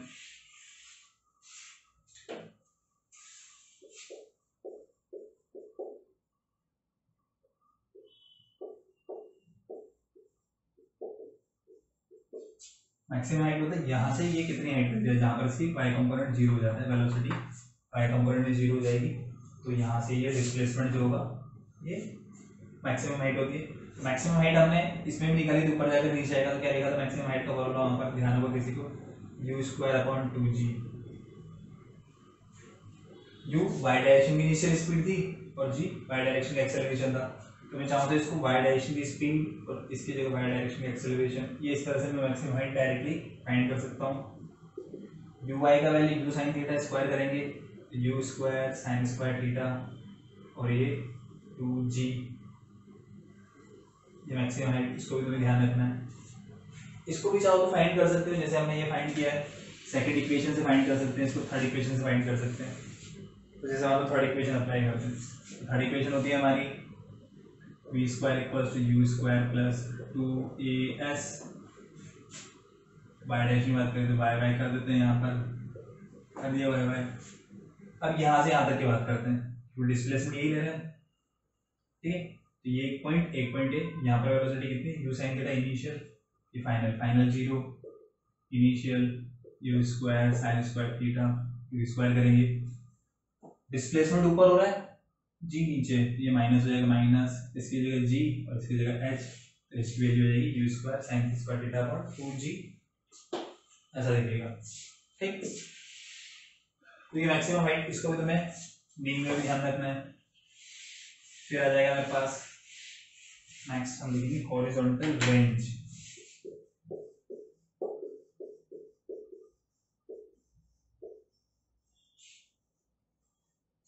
हॉरिजॉन्टल रेंज मतलब ये जो डिस्टेंस ट्रेवल कर रहा है यहाँ से यहाँ तक x डायरेक्शन की डिस्टेंस, वो रेंज हो जाएगी हॉरिजॉन्टल रेंज। अब देखो ध्यान से सुनना, इस डायरेक्शन में कोई भी एक्सेलरेशन नहीं है, तो जब एक्सेलरेशन नहीं होता तो speed constant, velocity constant, velocity constant है, तो इसका मतलब मैं डायरेक्टली लिख सकता हूँ जो ये डिस्टेंस या displacement equals to velocity into time, या distance equals to speed into time, formula ध्यान होगा, displacement equals to velocity into time. तो डिस्प्लेसमेंट हमारा कितना हो रहा है, r के इक्वल, यहां से यहां, जिस डायरेक्शन का डिस्टेंस लेते हैं डिस्प्लेसमेंट लेते हैं उसी डायरेक्शन की वेलोसिटी लेंगे, तो x डायरेक्शन की वेलोसिटी, ठीक है। और यहां से यहां तक का टाइम, तो यहां से यहां तक टाइम ऑफ फ्लाइट लगता है हमें t, वैल्यू पुट कर दो, ux की वैल्यू u cos थीटा और time of flight 2u sin theta upon g, तो u into u square 2 sin theta cos theta upon g, और ये 2 sin theta cos theta upon g, तो 2 sin theta cos theta को लिख देंगे हम sin 2 theta, r equals हो जाएगा हमारे पास u square sin 2 theta upon g। इसको भी ध्यान रख सकते हो तुम, और इसको भी ध्यान रख सकते हो, जी को छोटा कर देते हैं यहाँ पर, ठीक है। 2 sin थीटा cos थीटा को sin 2 थीटा लिख सकते हैं, ये बताया था हमने ट्रिग्नोमेट्री में। ऐसे लिख लो, ऐसे लिख लो। तो ये होती है हमारी हॉरिजॉन्टल रेंज होती है, ऐसे थ्रो किया तो यहाँ से यहाँ तक कितना डिस्टेंस हो जाएगा, ये फॉर्मूला हो जाएगा u square sin 2 theta upon g। इसको भी हम ध्यान में रख सकते हैं। अब चलो बात करते हैं, जैसे हमने फिक्स कर दिया स्पीड, हमने फिक्स कर दी, जो पावर हम लगा सकते हैं मैक्सिमम पावर से हमें फेंकना है, ठीक है। हम अलग अलग एंगल से फेंक सकते हैं, मतलब 4-5 बच्चे खड़े हो गए शॉर्ट पुट, तुम्हारी स्कूल वगैरह में कभी तुमने देखा होगा, खेला होगा, हुआ होगा, या फिर ऐसे ही कि कौन ज्यादा पत्थर दूर फेंकता है, ठीक है। ठीक है, ऑलमोस्ट सब जब दूर फेंकने की बात होती है सब मैक्सिमम पावर लगाते हैं, तो पावर सबके बराबर कर देते हैं कि सबके पास बराबर बराबर बराबर पावर है, तो किसी के पास ज्यादा दिमाग, किसी के पास कम दिमाग है, ठीक है। तो सब थ्रो करते हैं अलग अलग, कोई सीधा थ्रो करना चाहता है, कोई से ऊपर की तरफ ज्यादा फेंकेगा कि ज्यादा ऊपर फेंकूंगा तो ज्यादा दूर जाएगा, कोई बोलेगा कि थोड़ा ज्यादा नीचे फेंकूंगा तो ज्यादा दूर जाएगा, कोई कहता है कि बिल्कुल बीच की तरफ फेंकूंगा तो ज्यादा दूर जाएगा। ऐसे सब अपना अपना दिमाग लगाते हैं अलग अलग, मतलब थीटा अलग अलग एंगल पे फेंकेंगे, वो अलग अलग दिमाग लगा रहे हैं, मतलब अलग अलग एंगल पे फेंकेंगे, ये वाली वैल्यू सबके लिए सेम रहेगी। तो सबसे ज्यादा दूर, सबसे ज्यादा रेंज किसको मिलेगी, तो देखो ये मैक्सिमम होना चाहिए, ये तो हमने फिक्स कर दिया, तो ये जिसका मैक्सिमम आएगा उसके लिए रेंज भी मैक्सिमम हो जाएगी। अब साइन थीटा की मैक्सिमम वैल्यू कितनी होती है, साइन थीटा +1 से लेके -1, मैक्सिमम वैल्यू +1 होती है उसकी, ठीक है। तो यहां पर हम लिख देते हैं for maximum range, for maximum range, maximum range के लिए, ठीक है। मतलब इसका वैल्यू मैक्सिमम रेंज, मतलब साइन थीटा जो होना चाहिए हमारे पास वो मैक्सिमम होना चाहिए साइन, तो यहाँ पे साइन 2 थीटा है, तो साइन 2 थीटा की मैक्सिमम वैल्यू मिल सकती है, मैक्सिमम मैक्सिमम +1 मिल सकती है, बस इससे ज्यादा नहीं होती कभी साइन थीटा की वैल्यू, ठीक है। यहाँ पे कोई भी लिखा हो साइन, यहाँ पे कुछ भी हो, 2 थीटा 3 थीटा 5 थीटा 10 थीटा, ये मैक्सिमम 1 ही देगा हमेशा। अब साइन का वैल्यू 1 कब होता है, जब एंगल कितना हो, एंगल हो हमारे पास 90 डिग्री, मतलब 2 थीटा की वैल्यू 90 डिग्री, इसका मतलब थीटा कितना हो जाएगा 45 डिग्री। तो अगर तुम दिमाग लगा के 45 डिग्री के आसपास अगर फेंकते हो, 45 डिग्री फेंकते हो, तो तुम मैक्सिमम डिस्टेंस फेंक सकते हो, ठीक है। ये डिस्टेंस जो आएगी तुम्हारी मैक्सिमम आएगी, और इससे थोड़ा ज्यादा कोई 30 डिग्री पे फेंकना चाह रहा है या कोई 60 डिग्री पे फेंकना चाह रहा है, तो उस केस में मैक्सिमम रेंज नहीं मिलेगी, और ज्यादा दूर तक नहीं फेंक पाएगा। तो अगर तुम जैसे मान लो किसी भी इस तरह से दोस्तों के साथ पार्टिसिपेट करते हो या फिर स्कूल में कुछ चल रहा है, तो कोशिश करो कि 45 से थोड़ा सा ज्यादा एंगल, हल्का सा उस एंगल पर फेंको, तो मैक्सिमम डिस्टेंस को कवर करेगा तुम्हारा, ठीक है। थीटा इक्वल टू 45 डिग्री पर ये मैक्सिमम होता है, और उसकी वैल्यू देखो कितनी हो जाएगी, आर मैक्सिमम, मैक्सिमम रेंज जो होगी इसकी वैल्यू 1 पुट कर देंगे, ये u स्क्वायर बाई जी, ये हमारी मैक्सिमम रेंज होती है, इतना हम फेंक सकते हैं। 45 डिग्री पर फेंकेंगे तो ये चला जाएगा। और इसी केस में मैक्सिमम हाइट क्या होगी उसको बता सकते हैं, इन दिस केस, मतलब जो थीटा का वैल्यू 45 होगा, तो in this case maximum height कितनी हो जाएगी, तो मैक्सिमम हाइट होती है हमारे पास h equals to u square sine square theta, theta का value 45 degree upon 2g। 45 degree कितना होता है, साइन 45 होता है 1/2, कितना होता है साइन 45 डिग्री 1/√2, सॉरी गलत भूल गया, साइन 45 डिग्री 1/√2, और उसका क्या होगा स्क्वायर होगा, तो u स्क्वायर 1/√2 का स्क्वायर अपॉन 2g, और √2 का स्क्वायर करेंगे तो 2 into 2 4, तो h की वैल्यू मिल जाएगी u स्क्वायर बाय 4g। मतलब जब रेंज मैक्सिमम होती है तो मैक्सिमम हाइट कितनी होती है, u स्क्वायर बाय 4g होती है, ठीक है। या फिर बोल सकता हूं मैं ये u स्क्वायर बाय g है, ये u स्क्वायर बाय 4g है, तो h को लिख सकता हूं मैं u स्क्वायर बाय g की जगह लिख दूंगा मैं r max अपॉन 4। तो जैसे तुमने क्वेश्चन में दिया, कोई पर्सन जो है वो मैक्सिमम 80 मीटर डिस्टेंस तक किसी स्टोन को फेंक सकता है, किसी स्टोन को 80 मीटर डिस्टेंस तक फेंक सकता है, तो उस केस में वो स्टोन की ग्राउंड से मैक्सिमम हाइट कितनी होगी, तो मैक्सिमम डिस्टेंस 80 मीटर फेंक सकता है, तो 80 डिवाइड बाय 4, तो दैट मींस उस केस में उसकी मैक्सिमम हाइट होगी 80 बाय 4, दैट मींस 20 मीटर ही मैक्सिमम हाइट तक गया होगा ग्राउंड से स्टोन। तो इस टाइप के क्वेश्चन को हम ऐसे कर सकते हैं, ये r max बाय 4, तो इस केस में मैक्सिमम हाइट हो जाएगी हमारी, ठीक है। तो ये तुम्हें जो कुछ फॉर्मूला जो हमने लिखे मैक्सिमम हाइट का, टाइम ऑफ फ्लाइट का, ठीक है, हॉरिजॉन्टल रेंज हो गई, इक्वेशन ऑफ ट्रेजेक्टरी हो गई, ठीक है। तो ये सब जो है इन सबको क्वेश्चंस को, फॉर्मूलाज को ध्यान में रख सकते हैं, ठीक है। अब हम प्रीवियस ईयर के कुछ क्वेश्चंस करेंगे, प्रोजेक्टाइल में इतना ही पढ़ेंगे, ठीक है। इसके बाद प्रोजेक्टाइल को नेक्स्ट क्लास से कंटिन्यू करेंगे, जहाँ तक पढ़ा है वहाँ तक। तुम्हें क्या करना है, फॉर्मूलाज ध्यान रखना है, जैसे मैंने बोला। तो अब जो सब चैप्टर जो पढ़ा है इससे पहले, मोशन इन प्लेन और रिलेटिव मोशन से रिलेटेड किस टाइप के क्वेश्चंस जेईई मेन में पूछे गए हैं, तो थोड़े बहुत मैं कर लेता हूँ, अभी बता देता हूँ। मतलब यहाँ पे बाकी बच्चे तुम्हें खुद से करना है, जो भी डाउट्स आएगा उसको पूछना, ठीक है। क्वेश्चंस करने के लिए तुम क्या कर सकते हो, या तो तुम्हारे पास इस तरह की कोई शीट होगी, ठीक है, प्रीवियस ईयर पेपर्स, वो किसी 2-3 बच्चों के पास होगी, बाकी के पास शायद नहीं है, ठीक है। तो या तो वो कोचिंग से आकर ले सकते हैं, अराउंड 6-7 दिन बाद वो आ जाएगी। अभी के लिए क्या कर सकते हो, अभी के लिए तुम वीडियो को पॉज करो, वीडियो को पॉज करने के बाद तुम कोर एकेडमी की साइट को ओपन करो, कोर एकेडमी bsp.in, ठीक है, कोर एकेडमी mybsp.in, और उसके बाद उसमें डाउनलोड्स करके एक सेक्शन है। तो डाउनलोड सेक्शन में जब तुम जाओगे तो वहाँ पर तुम्हें ये इसकी PDF मिल जाएगी, प्रीवियस ईयर्स क्वेश्चन पेपर्स, ठीक है। तो वहाँ पर जो 1 डायमेंशन मोशन है, तो वहाँ पर पहुँच जाना तुम। तो उसमें मैं लास्ट से स्टार्ट करके देखते हैं, कुछ 1-2 क्वेश्चंस हम करते हैं यहाँ पर। तो देखिए जैसे क्वेश्चन करते हैं, क्वेश्चन नंबर 17 जो है यहाँ पर है ना, 1 डायमेंशन मोशन में जो क्वेश्चन नंबर 17 वहाँ पर मैं पहुँच जाता हूँ। वो क्वेश्चन को मैं रीड कर रहा हूँ, अभी मैं लिखूंगा नहीं क्योंकि मैं बता चुका हूँ, मैं वीडियो को पॉज करके तो क्वेश्चन को वहाँ से पढ़ना है, उस जगह से, है ना, PDF से पढ़ना है, और बुक है तो बुक से पढ़ लो। क्वेश्चन है, a person standing on an open ground. तो एक ओपन ग्राउंड है, एक आदमी खड़ा हुआ है यहाँ पर, छोटा सा बना लेते हैं आदमी, पॉइंट साइज का आदमी है।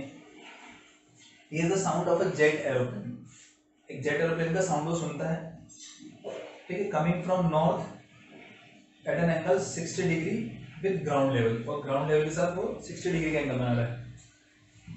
तो ऐसा मान लेते हैं कि जैसे ये नॉर्थ डायरेक्शन है, इधर साउथ डायरेक्शन, ठीक है। तो कैसे भी मान सकते हो, नॉर्थ साउथ नॉर्मली हम पेपर के ऊपर से बनाते हैं, ईस्ट वेस्ट। तो नॉर्थ इसका मतलब ऊपर नहीं होगा, है ना, सिर के ऊपर नॉर्थ नहीं होता। नॉर्थ डायरेक्शन भारत हॉरिजॉन्टली होती है। जैसे मान लो मेरे सामने नॉर्थ है, तो मेरे पीछे साउथ होगा हॉरिजॉन्टल में, नॉर्थ इधर, साउथ इधर, ईस्ट इधर, वेस्ट इधर, ऐसे मैं बोल सकता हूँ, ठीक है। तो मान लो मैं ऐसे खड़ा हो गया, ऐसे खड़ा हो गया, इस तरफ नॉर्थ हो गया, पीछे मेरे साउथ हो गया, बोर्ड के अंदर की तरफ वो हो गया मेरा ईस्ट, बोर्ड के बाहर की तरफ हो गया मेरा वेस्ट। ऐसे हम हमारे अकॉर्डिंग इमेजिन कर सकते हैं क्वेश्चन करते हैं। तो ये नॉर्थ, ये साउथ, मतलब प्लेन का साउंड इधर से आया, मतलब जब साउंड उसने प्रोड्यूस किया होगा प्लेन ने, तो यहाँ पर कहीं पर होगा प्लेन, मान लेते हैं। जब प्लेन ने साउंड प्रोड्यूस किया तो प्लेन यहाँ पर था, और साउंड जो होगा स्ट्रेट लाइन में ट्रेवल करेगा, तो साउंड जब प्रोड्यूस किया तो यहाँ से साउंड सीधा हमारे पास पहुँच गया, पर्सन के पास, ऐसे। और साउंड उसको कैसा लगा, कितना एंगल पर आ रहा है, 60 डिग्री एंगल पर, 360 डिग्री एंगल पर आ रहा है ग्राउंड लेवल से। और जब उसको साउंड सुनाई देता है, ठीक है, जब उसको साउंड सुनाई दिया तो उस टाइम प्लेन जो था उसके सीधा सर के ऊपर था, यहाँ पर, यहाँ पहुंच गया वो प्लेन। साउंड प्रोड्यूस किया उसने यहाँ पर, और जब उसको साउंड सुनाई दिया तब प्लेन यहाँ पर पहुंच गया, ऐसे लिखा हुआ है। But he finds that the aeroplane right vertically above his position, सीधा ऊपर की तरफ है। If v is the speed of sound, तो साउंड की स्पीड v है, तो प्लेन की स्पीड बतानी है, तो इसकी स्पीड v, जितने टाइम में साउंड यहाँ से यहाँ पहुंचेगा, ठीक है, उतने टाइम में प्लेन यहाँ से यहाँ पहुंच रहा है, क्योंकि जब हमें साउंड सुनाई दे रहा है तो प्लेन यहाँ पर है, मतलब प्लेन ने ये डिस्टेंस चली, तो प्लेन की स्पीड vp मान लेते हैं।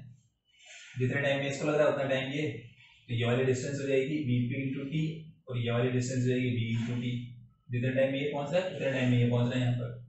ये एंगल 60 डिग्री, तो ये भी 60 डिग्री होगा, तो यहाँ से हम लिख सकते हैं cos 60 degree equals to perpendicular upon hypotenuse, sorry base upon hypotenuse, तो vp into T, v into T, T और टी कैंसिल, तो vp का वैल्यू हो जाएगा v, और cos 60 की वैल्यू 1/2 equals v/2। सिंपल सा क्वेश्चन, आंसर आ गया, थर्ड ऑप्शन। अब एक रिलेटिव मोशन वाला देख लेते हैं, क्वेश्चन नंबर 16। ठीक है, ये दोनों, ये पिछला 2019 का था, ये भी 2019 में देख रहे हैं। ठीक, मैं सारे नहीं कर रहा हूँ, कुछ क्वेश्चन से बता रहा हूँ बस। A passenger train length 60 metre है उसकी, travels at a speed of 80 kilometre per hour, 80 kilometre per hour की स्पीड से चल रही है। ठीक है, और एक और ट्रेन है फ्रेट ट्रेन, फ्रेट ट्रेन मतलब मालगाड़ी, लेंथ 120 मीटर है, लेंथ जस्ट डबल है और स्पीड कम है उसकी, है ना, 30 kilometre per hour. The ratio of time taken by a passenger train, by the passenger train to completely cross the freight train when they are moving in same direction, when they are moving in opposite direction, वो time का हमें निकालना है जब दोनों same direction में जा रही है। जैसे मान लो ये फ्रेट ट्रेन है, ft लेंथ इसकी 120 मीटर। ठीक, कंप्लीटली क्रॉस का मतलब मैं समझाता हूँ, और ये हो गई हमारी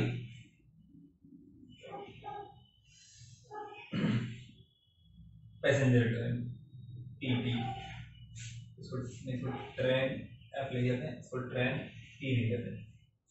ये इधर जा रही है 30 की स्पीड से और ये इधर जा रही है 60 की स्पीड से। कंप्लीटली क्रॉस का मतलब क्या होता है? कंप्लीटली क्रॉस का मतलब होता है जब ये ट्रेन जो है यहाँ पर मिले और फिर यहाँ से ये पूरी ट्रेन ऐसे दी जाएगी।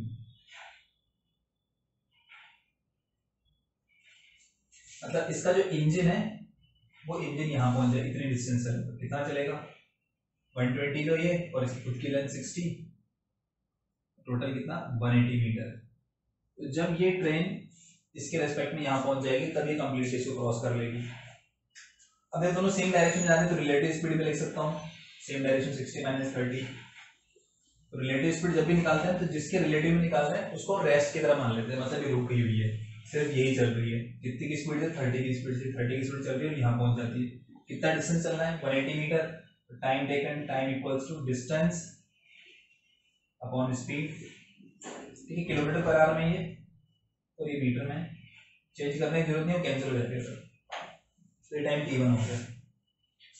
अब उसने नेक्स्ट क्वेश्चन सेकंड वाला पोर्शन है इन अपोजिट डायरेक्शन जब आ रही है। अपोजिट डायरेक्शन मतलब ये इधर जा रही है और ये वाली अब इधर जा रही है 60 की स्पीड से। ठीक है, और इसका इंजन यहाँ से यहाँ पहुंच जाए तो ये कंप्लीटली इसको क्रॉस कर लेगी। तो अपोजिट डायरेक्शन में जब जाएगी तो रिलेटिव स्पीड हो जाएगी इसकी कितनी, अपोजिट डायरेक्शन में ऐड कर देते हैं 90, डिस्टेंस उतनी चलेगी 180, यहां से गिन लो। ठीक है, 120 प्लस 60 तो टाइम हो जाएगा 180 अपॉन स्पीड कितना है इसका 90। ठीक है, अब इसका और इसका रेशियो निकालना है, तो रेशियो में यूनिट करने की जरूरत नहीं होती, वो कट कैंसिल हो जाएंगे। t1 का वैल्यू हमारा 180/30, इसका वैल्यू 180/90, 180 कैंसिल, ये 90/30। ठीक है,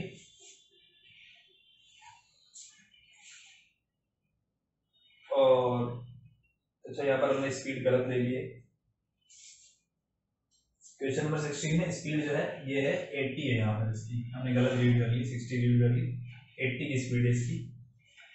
तो ये 80 माइनस 30 जब मैं करूंगा तो 80 माइनस 30 ये 50 आएगा, ये 80/50 होगा।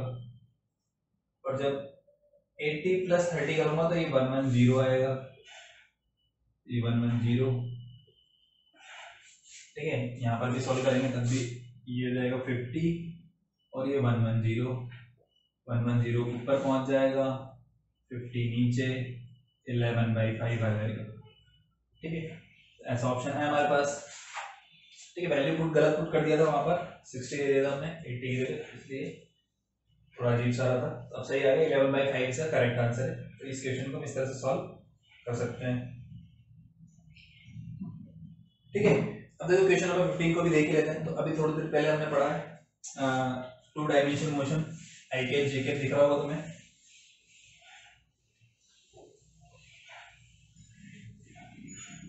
ठीक है, नहीं इसमें आई कैप ही लिखा होता है, उसको कोई बात नहीं है, उसको रीड करना है, जे कैप है वो एक्चुअली प्रिंटिंग मिस्टेक है यहाँ पर। तो particle move from a point, तो उसकी पोजीशन दी हुई इनिशियल, दिए हुए 2i cap plus 4j cap metre में। ठीक है, t इक्वल 0 पर है ये इसकी पोजीशन, इनिशियल वेलोसिटी है उसकी u वेक्टर लेकर जाओ तो लिखना चाहो तो कैसे 5 i cap plus 4 j cap meter पर सेकंड, और कांस्टेंट एक्सेलरेशन है उसका 4 i cap plus 4 j cap meter पर second square. What is the distance of particle from origin at time, मतलब 2 सेकंड के बाद ओरिजिन से कितना डिस्टेंस हो जाएगा उसका, ठीक है। तो उसका पोजीशन निकाल लेते हैं पहले हम, या डिस्प्लेसमेंट निकाले तो डिस्प्लेसमेंट कितना होगा। तो देखो x डायरेक्शन में अलग निकालें, y डायरेक्शन में अलग निकालें। तो लिखना चाहो तो ऐसे लिख सकते हो, x डायरेक्शन की स्पीड को अलग लिख लो, सॉल्व करने का सबसे इजी तरीका x वाले को अलग लिख लो 5, x का डायरेक्ट एक्सेलरेशन अलग लिख लो, तो ये x कोऑर्डिनेट आ जाएगा मेरे पास कितना हो चला x डायरेक्शन में, ठीक है। तो इसको निकाल सकते हैं ut plus half at square, u का वैल्यू 5, t का वैल्यू कितना 2 सेकंड, 4, 2 का स्क्वायर तो ये हो जाएगा 10 प्लस 8 दैट मींस 18 मीटर। ये डिस्प्लेसमेंट हुआ है ना, ये डेल्टा एक्स आया एक तरह से, डिस्प्लेसमेंट कोऑर्डिनेट नहीं है, डिस्प्लेसमेंट है। और ऐसे ही y वाला लिख लेंगे, तो y वाला क्या मिलेगा मुझे, u y का वैल्यू कितना है 4, a y का वैल्यू कितना है 4, तो y की वैल्यू हो जाएगी ut plus half at square 4 into 2 plus half 4 into 2 का स्क्वायर, तो हो जाएगा 8 प्लस 8 16 मीटर, ठीक है। तो डिस्प्लेसमेंट है, तो डिस्प्लेसमेंट हम लिखते हैं delta R equals to r2 minus r1 vector. तो मुझे r2 बताना है, उसकी ओरिजिन से पोजीशन दिया है, तो r2 इक्वल्स हो जाएगा delta r plus r, delta r यहां से लिख देंगे हम, डेल्टा r को डिस्प्लेसमेंट उसका कितना 18 के साथ तो i के आ जाएगा और y के साथ j के आ जाएगा, तो ये हो गया 18 i cap plus 16 j cap plus r1 का वैल्यू कितना है, r1 का value 2 i cap plus 4 j cap कितना जगह 18 और 2 20 i cap plus 20 j cap, तो ये r2 वेक्टर आ गया। तो इसकी जो पोजीशन है वो ओरिजिन से बतानी थी ना, अगर डिस्प्लेसमेंट पूछता तो डिस्प्लेसमेंट तो ये आ गया मेरे पास, ओरिजिन से पोजीशन वेक्टर ये हो गया फाइनल पोजीशन वेक्टर। डिस्टेंस बतानी है इसके ओरिजिन से डिस्टेंस, मतलब इसका मैग्नीट्यूड 20 स्क्वायर प्लस 20 स्क्वायर उसका रूट, दैट मींस 20 रूट 2, ये आंसर हो जाएगा। तो सिंपल क्वेश्चन है, ये भी इजीली हो गया, ठीक है। ये अलग अलग कुछ नहीं करना, अलग अलग सोल्व करना है, x में अलग सोल्व किया, y में अलग सोल्व किया, डिस्प्लेसमेंट आ गया। हमसे डिस्प्लेसमेंट नहीं पूछा, हमसे पूछा ओरिजिन से कितना डिस्टेंस है, मतलब इसकी फाइनल पोजीशन, फाइनल पोजीशन मतलब r2 initial r1 delta r है मेरे पास, सॉल्व करेंगे r2 का वैल्यू फिर मैग्नीट्यूड बता देंगे, सॉल्व हो गया, ठीक है। अब इसके बाद एक अच्छा सा क्वेश्चन कर लेते हैं, क्वेश्चन नंबर 12, उसको करते हैं सॉल्व, ठीक है। देखो क्वेश्चन नंबर 12 क्या है,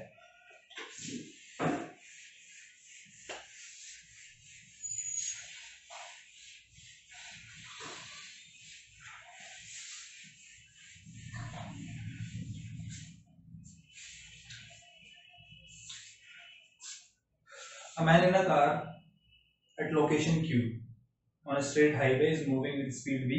क्वेश्चन नंबर 12 में डायग्राम बना हुआ है ऐसा, अगर किसी को नहीं पहचाना रहा हो तो ऐसा डायग्राम बना हुआ है इसके अंदर, ये भी डिस्टेंस दी हुई है, यहाँ पर Q पॉइंट दिया हुआ है, यहाँ पे ये R है, ये M है, ये P है,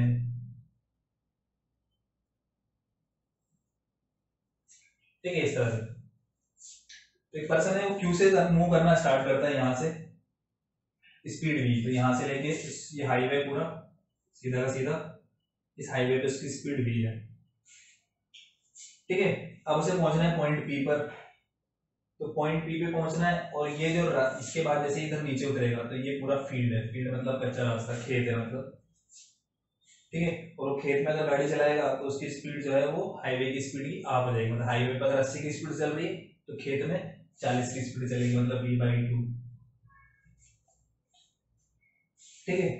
तो what should be the distance rm, rm की वैल्यू बतानी है हमें, rm की वैल्यू क्या होगी, so that time taken to reach P is minimum, तो पी पर पहुंचने का टाइम मिनिमम हो, तो यहाँ पर का टाइम, तो यहाँ से मूव करना, ये तुम्हारा स्टार्टिंग पॉइंट है, यहाँ से लेके पूरा हाईवे बना हुआ है ऐसे, और इसके इधर ही कच्चा रास्ता है, खेत है, मिट्टी पड़ी हुई है, ठीक है, तो वहां पे आधी स्पीड में चल सकती है।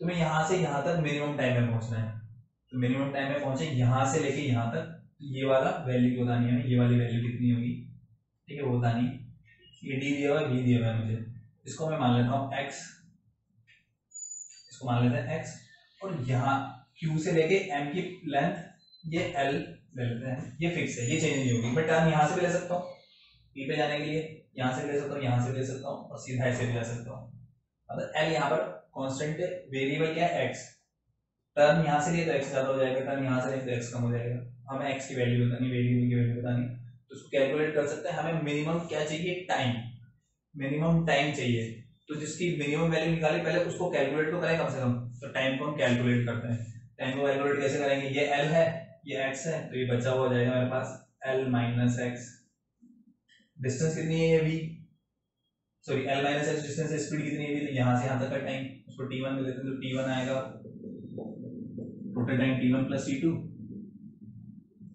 t1 ये वाला टाइम है, कितना लगेगा l minus x upon v, ठीक है, और यहाँ से यहाँ का टाइम, क्योंकि अब इस रास्ते से जा रहा है, तो कितना डिस्टेंस चलेगा, ये d है, ये x है, तो ये वाली डिस्टेंस जाएगी root over D square plus X square, ये डिस्टेंस हो गया, और time plus distance upon speed, speed कितनी है इस रोड पे, आधी है, v/2, तो ये टाइम की वैल्यू आ गई। अब टाइम चाहिए हमें मिनिमम, तो ध्यान से सुनना, मिनिमम और मैक्सिमम तब जब भी किसी फंक्शन की वैल्यू मिनिमम मैक्सिमम निकालनी होती है तो हम डिफरेंशिएशन करते हैं, ध्यान होगा, मिनिमम मैक्सिमम निकालते हैं डिफरेंशिएशन, तो यहाँ पर भी डिफरेंशिएशन करेंगे, तो जिसकी मैक्सिमम मिनिमम निकालते हैं उसको एक बार डिफरेंशिएट करते हैं वेरिएबल के रेस्पेक्ट में, वेरिएबल क्या है यहाँ पर x के साथ ये चेंज होता जाएगा, तो x के रेस्पेक्ट में डिफरेंशिएशन करेंगे, उसको 0 के इक्वल कर देंगे, करो डिफरेंशिएशन, डिफरेंशिएशन आता है हमें, v कांस्टेंट है, पहले इसका करेंगे उसका अलग करेंगे, इसको करेंगे तो v कांस्टेंट बाहर आ गया, अपॉन में l कांस्टेंट है, कांस्टेंट का डिफरेंशिएशन 0, x का डिफरेंशिएशन 1, तो यहाँ पे तो मिल गया मुझे -1 अपॉन v, ये plus sine as it is, ये 2 पर पहुंच जाएगा, v नीचे, अभी रूट के अंदर है, root over D square plus X square, तो रूट का डिफरेंशिएशन होता है 1/2 रूट एक्स, तो रूट एक्स की जगह क्या है D square plus X square, और जो भी रूट के अंदर है उसको ऊपर हम डिफरेंशिएशन कर देंगे, तो डी स्क्वायर का डिफरेंशिएशन 0 और एक्स स्क्वायर का 2x इक्वल्स टू 0, ठीक है, नेगेटिव है इसको उधर ले जाएगा तो पॉजिटिव हो जाएगा, ये तो 1/b उधर पहुंचेगा तो पॉजिटिव, इधर क्या दिखेगा देखो 2 और 2 तो कैंसिल हो गया, ये 2x ऊपर बचा, नीचे v है, root over D square plus X square, तो 1/b उधर पहुंच गया, v और v भी कैंसिल हो जाएगा, इसको उधर ले जाऊंगा मैं, तो कैसे दिखेगा 2x equals to root over D square plus X square, दोनों तरफ स्क्वायर कर दो, 4x square equals to D square plus X square, X square को इधर लाऊंगा तो 3x square equals to D square, और फिर फाइनली x की वैल्यू हो जाएगी मेरे पास d/√3, तो ये कौन में जाएगा d square by 3, square root लेंगे d/√3, और d/√3 का ऑप्शन है मेरे पास, वो हो जाएगा हमारा करेक्ट आंसर, ठीक है, तो इसको मैथ्स का क्वेश्चन बोल सकते हैं, यहाँ पर हमें डिफरेंशिएशन करना पड़ रहा है, ठीक। अब एक ग्राफ वाला क्वेश्चन कर लेते हैं, ग्राफ वाले बहुत सारे क्वेश्चन, एक क्वेश्चन करके देखते हैं, क्वेश्चन नंबर 9 वाला, ठीक है, 2018 में आया था, all the graphs below are intended to represent the same motion, मतलब जितने भी ग्राफ दिए हुए हैं वो सब सेम मोशन को बता रहे हैं, एक ही पार्टिकल के मोशन को बता रहे हैं, ठीक है, और उनमें से एक गलत बता रहे हैं, तो देखते हैं ये ग्राफ, डिस्टेंस और टाइम का ऐसे बना हुआ है, तो इसको मैं कैसे समझ सकता हूँ, इसमें देखो ये जो ग्राफ है ये शो कर रहा है मुझे एक्सेलरेशन, ठीक है, यहां से ये शो कर रहा है एक्सेलरेशन, फिर इसके बाद ये वाला पार्ट शो कर रहा है रिटार्डेशन, मतलब पहले एक्सेलरेट कर रहा है फिर रिटार्डेशन हो रहा है, ठीक है, पोजीशन टाइम ग्राफ, टी और पोजीशन इस तरह से बना हुआ है। इसको भी देखेंगे तो पहले ये इसका रिटार्डेशन हो रहा है, फिर इसका एक्सेलरेशन हो रहा है। जैसा ग्राफ बना चुके हैं, कब जब किसी पार्टिकल को हम ऐसे ऊपर फेंकते हैं उसकी स्पीड पहले डिक्रीज होती जाती है, फिर नीचे आता है इंक्रीज होती जाती है, ऊपर जाके नीचे आने वाला ग्राफ। तो ये इस वाली मोशन को शो कर रहा है।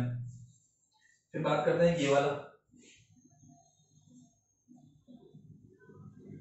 वेलोसिटी टाइम ग्राफ, v और t में ऐसा ग्राफ बना हुआ है। तो इस वाली मोशन का ग्राफ ये ऐसे ही बनता है, इस तरह से कि ऊपर जाकर नीचे आता है। ठीक है,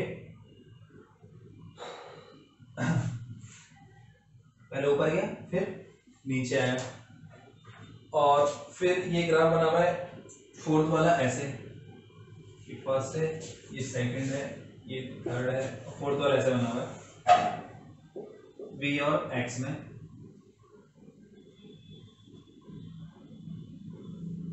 इस तरह से देखो इसमें क्या हो रहा है, पहले वेलोसिटी ज्यादा है, फिर धीरे धीरे डिक्रीज होती जा रही है, और जब वेलोसिटी जीरो हुई तो पोजीशन मैक्सिमम हो गई। ठीक है, अब पोजीशन वापस ये इनिशियल की तरफ लौट रहा है और वेलोसिटी इसकी इंक्रीज होती जा रही है। तो सेम यही वाली चीज को शो कर रहा है यहाँ पर। क्या हो रहा है, देखो पहले वेलोसिटी यहाँ पर मैक्सिमम, धीरे धीरे वेलोसिटी डिक्रीज हो गई और पोजीशन मैक्सिमम हो गई। पोजीशन डिक्रीज होती जा रही है नेगेटिव में, अपोजिट डायरेक्शन में आएगी पोजीशन, और वेलोसिटी भी अपोजिट डायरेक्शन में जाएगी। वेलोसिटी अपोजिट डायरेक्शन और पोजीशन धीरे धीरे इनिशियल की तरफ जा रही है। ऊपर रहेगा डिस्टेंस बढ़ती जा रही है, नीचे आया डिस्टेंस कम होती जा रही है, मतलब पोजीशन वापस जीरो की तरफ आ रही है। तो ये ग्राफ में वही चीज होगी, बस वेलोसिटी पहले पॉजिटिव थी फिर नेगेटिव हो गई, पोजीशन पहले बढ़ रही थी फिर अब डिक्रीज होने लग गई। ये और ये वाली मोशन, ये वाली मोशन और ये वाली मोशन, ये तीनों इस चीज को शो कर रहे हैं। सिर्फ ये अलग को शो कर रहा है। ये क्या शो कर रहा है, पहले एक्सेलरेट कर रहा है फिर रिटार्डेशन हो रहा है। पहले एक्सेलरेट कर रहा है फिर, तो यहाँ पर उल्टा हो रहा है, यहाँ पर पहले रिटार्डेशन हो रहा है फिर एक्सेलरेशन हो रहा है। पर अगर ये वाला ग्राफ ऐसे बना होता, पहले रिटार्डेशन फिर एक्सेलरेशन, तो ये भी सही हो जाता, ये भी इसी चीज को शो करता। क्यों, क्योंकि यहाँ पर पहले रिटार्डेशन हो रहा है फिर एक्सेलरेशन हो रहा है, पर ये ऐसे बना हुआ है तो ये गलत हो जाएगा। तो पहले वाला ही इनकरेक्ट है। ठीक है, मतलब ये इस मोशन को शो नहीं कर रहा, तो बाकी तीन शो कर रहे हैं। तो 9th में पहला वाला ऑप्शन आ जाएगा, ये वाला करेक्ट हो जाएगा। ठीक है, तो ये ग्राफ वाला क्वेश्चन हो गया हमारा। इस टाइप से इसमें बहुत सारे क्वेश्चन दिए हुए हैं, तो जिसने भी नहीं किए अभी तक तो इनको कंप्लीट कर लेना क्वेश्चंस को, और जो बायो वाले स्टूडेंट्स हैं नीट वाले वो उन क्वेश्चंस को कर लेना कंप्लीट, और जो भी तुम्हारे डाउट्स आते हैं उनको पूछो, पढ़ो और पूछो। ठीक है, तो ज़्यादा से ज़्यादा क्वेश्चन करो, जितने ज़्यादा क्वेश्चन करोगे उतना ज़्यादा अच्छा होगा। और जो वीडियोस है वो वेबसाइट से लॉगिन करके देखो, वहाँ पर तुम्हें अच्छा एक्सपीरियंस मिलेगा, वहाँ पर डाउट भी पूछ सकते हो तुम इजीली। ठीक है, वहाँ पे डाउट सेक्शन है, जो भी तुम्हारी क्वेरी वगैरह जो भी डाउट्स है तो वहाँ पर उसको लॉगिन करके पूछ सकते हो, और वहाँ पे सारे वीडियोस देख सकते हो अलग अलग सर्च करके। ठीक है, वहाँ पर ईजी होगा एकदम, जैसे तुम 11th क्लास के देखना है तो 11th क्लास की इजीली देख सकते हैं। ठीक है, किसी 10th क्लास का देखना है 10th क्लास की इजीली देख सकता है, 12th वाले वीडियो तो इजीली देख सकते हैं। ठीक है, तो यह सब हमने पढ़ा है अभी, तो तुम्हें समझ में आ रहा होगा।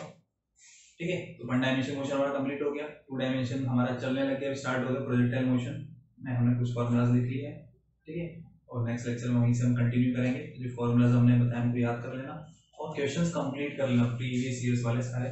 ठीक है, तो आज के लेक्चर में इतना ही पढ़ेंगे। Okay, thank you.